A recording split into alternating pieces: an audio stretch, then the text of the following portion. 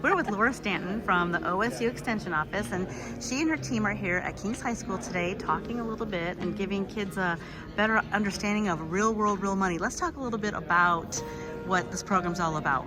Sure. It's a basic financial literacy program for middle school or high schoolers.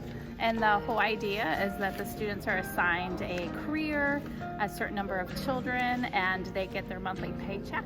And they have to visit these booths that represent real choices and see if they can get through the month with money left over in their paycheck. So let's talk a little bit about how do they know how much money they get.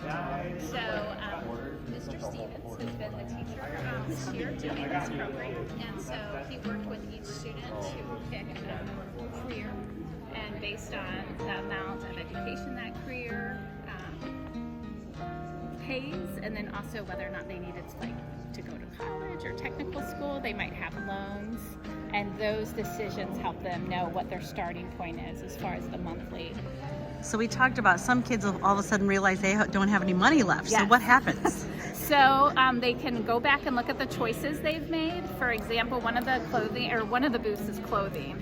And so a lot of students come in and they want the most expensive clothes, and then they realize they can't afford it. So then they can go back and make a choice that isn't that expensive.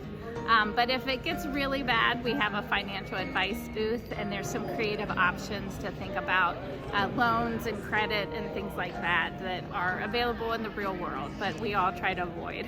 Can you talk a little bit about the new standards for the finance that will be starting next year? Yeah, so that's coming down the pike, and we've actually at OSU Extension have worked pretty closely with the State Treasurer's Office to make sure that students leave school having a better idea of financial literacy issues, and real money, real world is one of those.